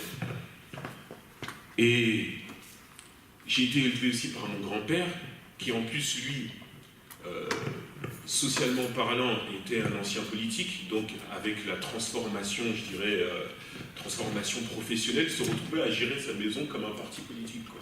Donc ça veut dire que, voilà, il y avait pu y avoir des tensions dans la maison et beaucoup de distance qui était prise avec les jeunes de la maison, etc. Le modèle n'est pas facile à établir avec ce type de personnes parce qu'il n'y a pas forcément de contact. Et en plus de ça, j'ai été arraché à ma mère qui, elle, était repartie vivre au Congo et je suis resté ici avec mes grands-parents. Donc, comment avoir un modèle qui nous tient à distance quand, en plus de ça, votre mère n'est pas là pour jouer son rôle? Donc, c'est le déphasage complet. Et en plus de ça, vous grandissez dans une cité. J'ai eu beaucoup de chance, moi, de ne pas aller en prison parce que j'ai commis aussi des larcins. Voilà, j'ai fait des bêtises, j'ai fait des choses qui auraient pu m'amener plus loin. Mais ça donne quand même à penser et à réfléchir sur l'implication et les rôles de chacun. C'est-à-dire, on a des enfants, mais la responsabilité. On est responsable de nos enfants. Cela veut dire en fait que l'on doit prendre sur soi beaucoup de choses pour pouvoir favoriser l'éducation de nos enfants pour pas qu'ils deviennent des délinquants ou autres, pour qu'ils puissent avoir un meilleur avenir et être la chance de ce pays lorsqu'ils seront adultes. Donc, le rôle des mamans est aussi à transposer aussi au rôle des papas. Et si elles se battent tous les jours pour éduquer leurs enfants, parce que peut-être que c'est l'instinct maternel, etc., il est temps, messieurs, de réveiller aussi l'instinct paternel, si j'ose dire.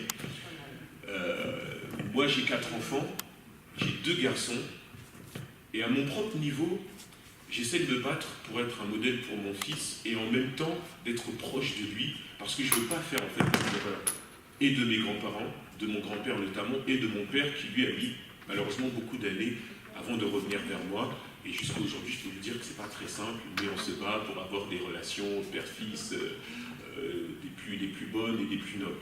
Donc c'est vraiment important. Et lorsqu'on voit aujourd'hui les jeunes, comment est-ce qu'ils tournent mal, l'engrenage, etc., les parents ne peuvent pas se dire qu'ils n'ont pas une responsabilité dans ce rôle, et dans ces difficultés, et chacun a une responsabilité particulière. Celle de la mère, qui a un lien très fort avec l'enfant, c'est prouvé médicalement, de sécuriser l'enfant. C'est-à-dire, en fait, la mère joue le rôle de la sécurité. Et souvent, les garçons vont être plus proches de leur mère parce qu'ils ont, en fait, cette référence à la sécurité. Voilà, j'ai faim, on me donne à manger. Voilà, le lit, le cocon. J'ai faim, on me donne à manger. Je fais pipi, on me change les couches. Moi, je le vois, effectivement, je suis parent, donc mon fils il va plus facilement vers ma femme, et moi, mes filles vont plus facilement vers moi, parce que aussi elles recherchent la protection parentale au niveau du père, et l'autorité qui les permet en fait de les cadrer. Et la sécurité aussi. C'est une sécurité, mais qui est là plus qui en impose, c'est-à-dire vraiment le papa qui en impose, et donc qui donne une sécurité à ses enfants. Et si ces rôles ne sont pas joués, mais attendez, il n'y a pas à s'étonner de comment est-ce que les choses peuvent tourner dans les quartiers, ou autres dans les autres milieux, même des fois dans des milieux aisés, où on voit que le père est toujours absent parce qu'il travaille tout le temps, et donc la mère se débat aussi avec son statut, puisqu'elle est émancipée en général, donc elle travaille, et donc il y a des enfants grandissent avec des mous.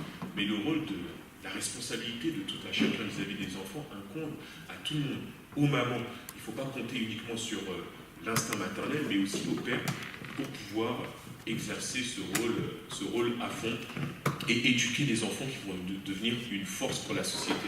Et c'est très important parce que dans nos quartiers, on vit effectivement une fracture sociale qui ne doit pas être aggravée par la démission des parents, mais au contraire, elle doit être résorbée par des parents qui sont toujours au plus proche. Pourquoi est-ce que lorsqu'il y a des conseils à l'école, des conseils scolaires de parents, pourquoi est-ce que des parents souvent maghrébins, noirs, ne sont pas toujours là? souvent on peut constater que malheureusement, voilà, la langue, etc. Souvent il y a des barrières. Mais même au-delà de ça, on doit quand même pousser les uns et les autres parce que, vous savez pourquoi c'est important? Parce que lorsque des enfants vont et viennent à l'école tout seuls et qu'on ne voit pas leurs parents, souvent ils peuvent subir des traitements, soit des élèves, ou même des fois de certains professeurs qui les méprisent plus ou moins parce qu'ils se disent encore un petit gars du quartier. Voilà. Alors que lorsque les parents sont impliqués et que même ils sont proches d'eux, et même des professeurs pour demander des comptes, pour suivre la scolarité de leurs enfants, et ben ça permet même aux professeurs en fait de prendre plus acte en fait des pressions que peuvent exercer, mais légitimes, les parents, pour mieux faire encore leur travail. Et ça me fait penser à un exemple tout simple, celui d'un illustre joueur que maintenant nous connaissons tous, Kylian Mbappé, champion du monde tout récemment. Je suivais un de ces jours, donc un reportage sur lui, et sa mère, en fait, s'exprimait en ces termes. Elle disait, en fait, que comme c'était un enfant précoce, elle était toujours à l'école. Toujours à l'école pour parler avec ses instituteurs, ses institutrices, pour leur dire, mais voilà, mon fils, il est comme ci, comme ça, prenez le temps, c'est pas facile, etc. Et aujourd'hui, ce jeune, en fait, a pu bénéficier d'un certain aménagement dans sa scolarité pour finalement être structuré, devenir le joueur que l'on connaît aujourd'hui et que j'espère deviendra un grand joueur, avec autant de... il est déjà un grand joueur, et aussi avec autant de valeurs citoyennes qu'il prône, parce qu'il prône son amour pour la France, etc. Et en même temps, c'est un jeune qui est très bien établi sur le plan mental et social. Donc le rôle des parents est vraiment primordial, c'est vraiment un exemple parfait de ce que peut devenir un jeune dans la société à même pas 20 ans, et de ce que sa façon d'être, sa façon de se comporter peut avoir comme incidence sur les autres jeunes qui viennent de quartier ou pas. Donc voilà ce que je voulais dire. Je voulais vous encourager les uns et les autres encore à tenir ce rôle que vous exercez déjà très bien, mais de continuer. Aujourd'hui, c'était un forum sur le rôle des mamans. Merci à Mathie Kenya pour sa présence. Merci à toutes les intervenantes. Merci à tous nos invités qui sont là et qui ont fait le déplacement à cette heure tardive de la soirée. Un vendredi où vous aurez pu rester devant la télé avec leur famille. Merci à vous pour votre présence. Et si je puis dire une dernière chose, c'est l'avenir de nos enfants nous incombe. Soyons responsables pour pouvoir les mener le plus loin possible. Je vous remercie.